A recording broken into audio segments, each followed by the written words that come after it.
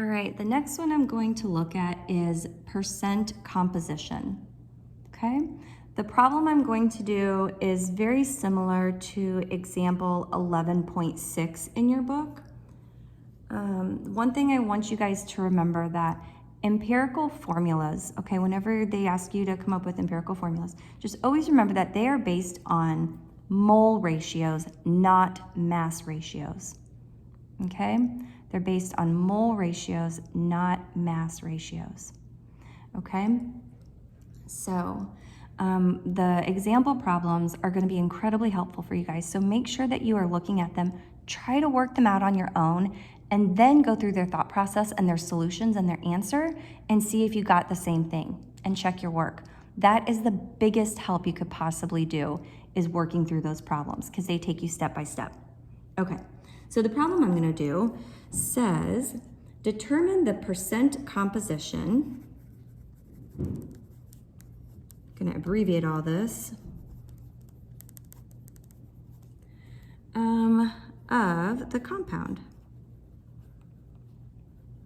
Okay, what are they asking for? Determine percent composition. My answer will be in percentage.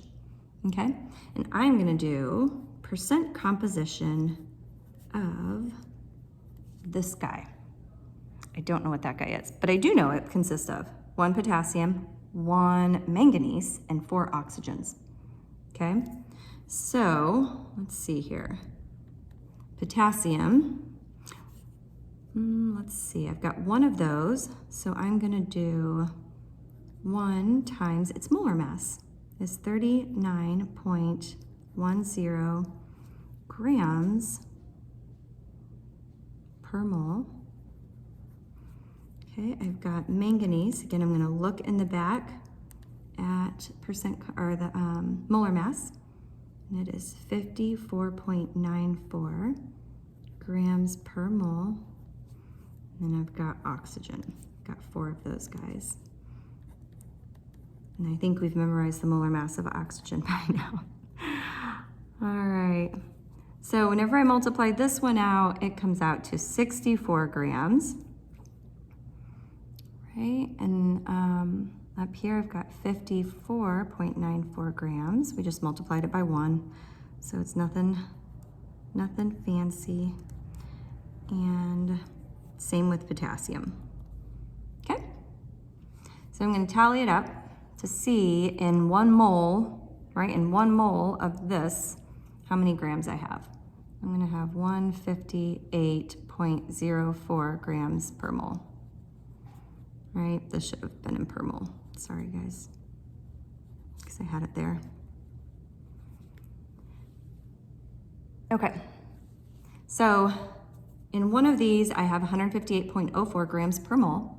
So now I need to find my percent composition, right? As we know, if I have a pie, right, and I've got 4 pieces, right? And my son Christian, he ate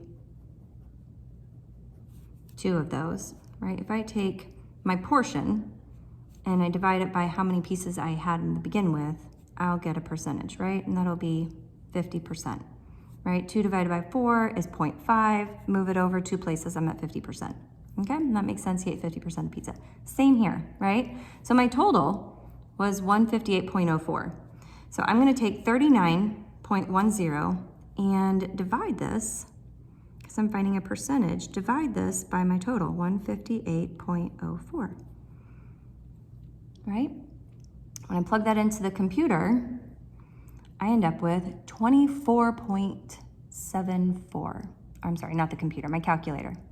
So technically I come up with 0.2474 and a bunch of other numbers. But to turn that into a percentage, I'm going to move the decimal to the right 2 places, and I'm at 24.74. I'm going to round that to 25%.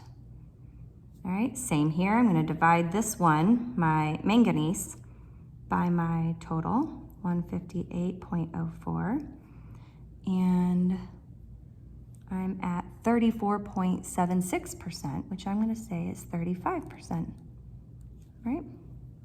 Same thing with my oxygen, divided by 158.04, And I've got 40.49%, which I'm gonna round to 40%, right?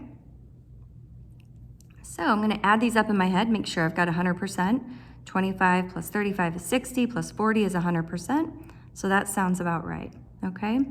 So just remember that your percent ratio is going to be based on your, it's gonna be based on your mass. And your empirical formula will be based on your mole ratio, okay? So we've got, this is my answer. And to write out your answer for me, I would say potassium. I've got 25%, right? Manganese. I've got 35%. And oxygen, I have 40%. Okay. And that would be my answer. And remember, my question was determine percent composition. I've got percentage, I'm good to go. All right, so I think I've got one more video for you guys. I do want to make sure that you guys note on page, what page is it? 249, right above example 11.8. It's a really, really great tool for determining empirical formula, right? Because if all of a sudden you're left in grams and you're like, gosh, how do I determine empirical formula based on my grams? Well, it tells you, oh, you need to convert it to moles. And then you need to take that mole and go to ratio and then empirical formula.